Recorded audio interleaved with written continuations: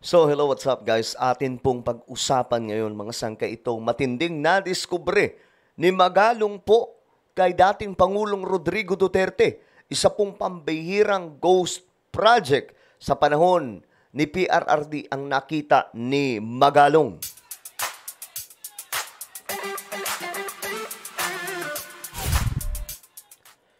Yo, what's up guys? This is me. I'm back for another vlog today. Kamusta po kayo mga kababayan, mga solid sangkay na nanonood ngayon?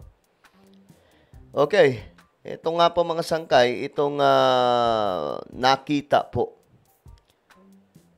Pambihira.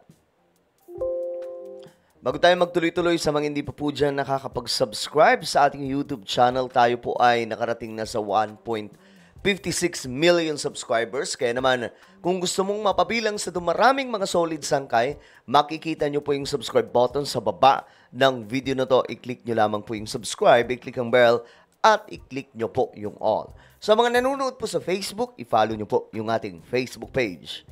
Okay guys, eto na, pag-usapan po natin. Nako, matindi pong nadiskubre ni Magalong ito.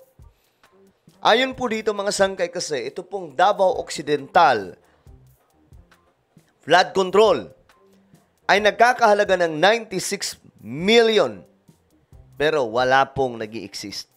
At alam nyo mga sangkay ang ginawa. Ang patay na proyekto ay pilit binubuhay.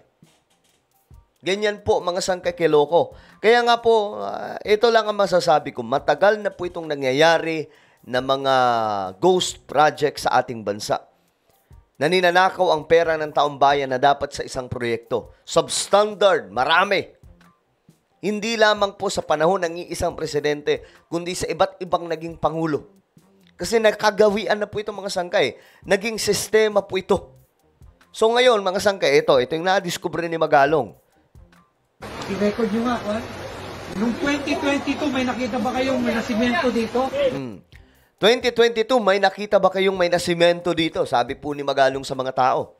Anyway, si Magalong ngayon ay nag-resign na sa Independent Commission ng pamahalaan natin na tutugis dito sa mga korap na opisyal.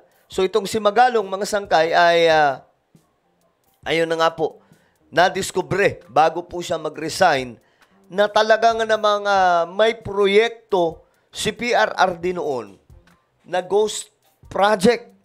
2021 daw po ito pinagawa at ang completion po nito, completed na po mga sangkay, nakalagay po sa record, 2022. Panahon po ni Tatay Digong. Pero anong nangyari mga sangkay? Ayun, yan po, wala pong nag-i-exist na proyekto. Doon sa kabila, may nakita ba kayo na simento noong 2022 hanggang 2023? Wala. Kailan nagawa ito? Kailan? 2 weeks ago, last month? So, ghost project ito. Tanungin natin yung mga teacher. Kailan nakita nyo? Pwede mo paki-blur yung Yes. Hindi kayo makakan. Kailan nagawa ito? Last month po. Last month. 2 weeks ago, 3 weeks ago. Grabe. Bago lang mga sangkay, pilit po nilang binubuhay itong walang yang project na ito. Naninakaw lamang. Ito po kasi talaga ang kumbaga problema kay PRRD noon. No? Hindi po niya pinuntahan yung itong mga nasabing ghost project. Kasi kung babalikan po natin, noong 2020, si PRRD po ay nagsalita na marami pong ghost project sa DPWH. Pero may nakita ba kayong inimbestigahan, natanggal ng mga district engineers, pinakulong, nang hindi na magtanda na po? Di ba wala mga sangkay? Baka nakakalimutan ko lang. May mga, kayo na ang magpaalala, may mga kurap bang pinakulong si Tatay Digong? Sige nga, kayong sumagot sa mga DDS dyan, sa mga diehard supporters. May mga kurap ba siyang napakulong? Wala mga sangkay. Kahit nga po dito, ito si PBBM lamang po ang kaisa-isang presidente na may bayag na tumugis sa mga ito. Mahirap pong kalaban ng sindikato sa loob ng gobyerno. Pero magpasalamat po tayo si PBBM. Pinalagan po ang mga iyan, mga sangkay. Diba? O ngayon, tingnan niyo po ninyo. Ghost project. Pangatlo na po ito Yung una, mga sangkay, doon po sa may Benguet. Isa pong substandard, panahon po ni Tatay Digong. Pangalawa, nung panahon po ni Tatay Digong din, pinagawa mga sangkay sa Maynila, yung Manila City, na nabad trip nga po si Isko nito lamang. Ghost Project din po, nagkakahalaga po ng nasa 900 million pesos. Tapos ito, 96 million. Panahon din po ni Tatay Digong. So, rampant po talaga itong kalukuhan. Ang kinagandahan lamang po kay PBBM, kasi siya nag-imbestiga talaga. Kahit yung sarili niyang administrasyon, pinaimbestigahan niya. Hindi niya po ito itinago. Hindi lamang po siya basta nag-expose, hindi lamang po siya basta nagsalita na may mga ganitong klaseng kalokohan, kundi siya po mismo ay gumawa ng aksyon. Di po ba, mga sangkay? Kita nyo, ngayon, mulat po tayo. Nakikita na po natin. Panahon ni PBBM, panahon ni PRRD, may ghost project. Ganyan po, mga sangkay. Ang pinagkaiba lamang sa panahon ni PBBM at PRRD, si BBM ay gumawa ng aksyon para mabuksan ang kaalaman tungkol po dito, mga sangkay. 3 weeks ago, 3 weeks ago. Mga 3 weeks ago. Okay. Grabe, 3 weeks ago lang. Pinagawa ang mga sangkay. Oh. Yun. Pwede bang sabay-sabay kayo? Totoo ba yun? Okay. Thank you. Maraming salamat. Depensa ng district engineer. Totoo ba yun? Pwede bang sabay-sabay kayo? Totoo ba yun? Okay. Thank you. Maraming salamat. Depensa ng district engineer. Hinabol nila ang disbursement rate kaya't ng full payment na sila. Nangako rin umano ang kontraktor na tatapusin ang proyekto. Pinondohan ang proyekto noong 2021 at dapat na matapos noon pang October 2022. Grabe, no? Pinondohan 2021 at matatapos 2022. Anong nangyari? Ayan po, mga sangkay. Ghost Project.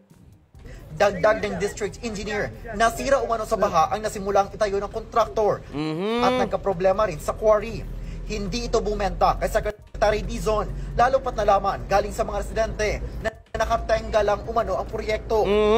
May nakuhang larawan, 3 linggo na ang nakakaraan na walang konstruksyon sa lugar. Grabe, Dagdag no? ni Secretary Dizon, inihahabol lang ang nadatnang konstruksyon nang pumutok na ang mga issue sa maanumalyang flood control projects. Ayun, nabuking eh. Kaya pilit po nilang inahabol, mga sangkay. Nagbigay si Magalong ng ultimatum na isumite ngayong araw ng district engineer sa CIDG ang lahat ng mga dokumento sa naturang proyekto. Guys, may nakakatawa nga po, mga sangkay. Ito po hindi po ito sa Davao City. Okay? Yun din ang mahirap, mga sangkay, sa ibang mga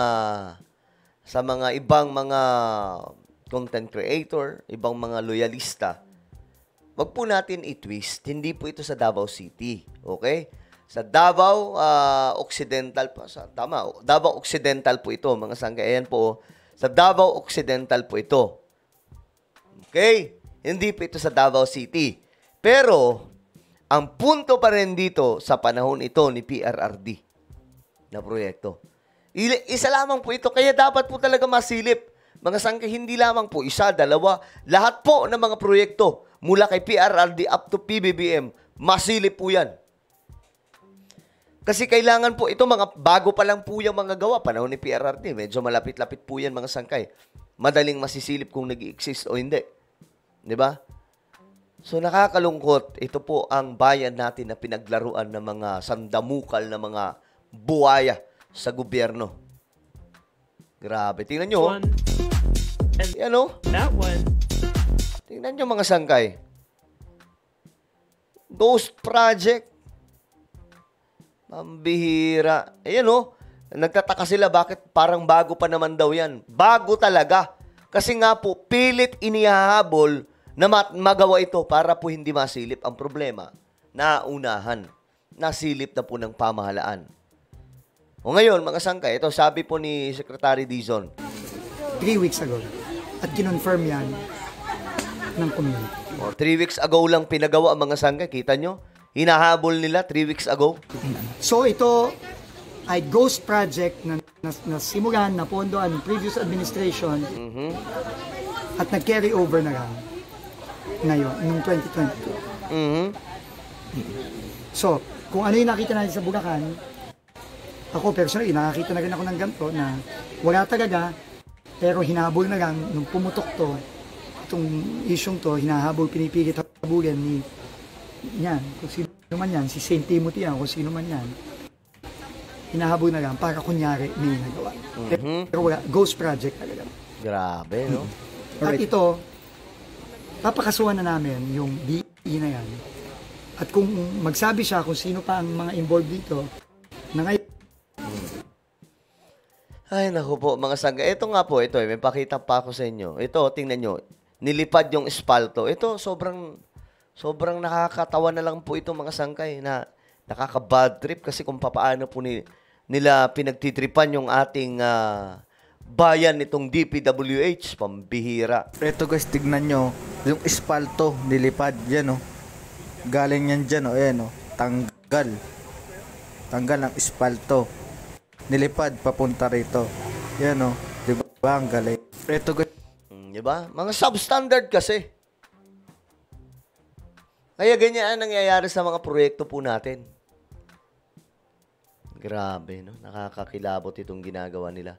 Well, ano po ang inyong opinion? Comment down below. Huwag niyo pong kailimutan na i-subscribe yung ating YouTube channel at meron po tayong Sangkay Revelation YouTube channel, mga sangkay, kung saan dito po tayo nag-upload ng mga vlog na kapupulutan po ng kaalaman at aral. Nako. Hanapin niyo po ito sa YouTube, then click the subscribe, click the bell, and click all. Ako na po ay magpapaalam, mag-iingat pong lahat. God bless everyone.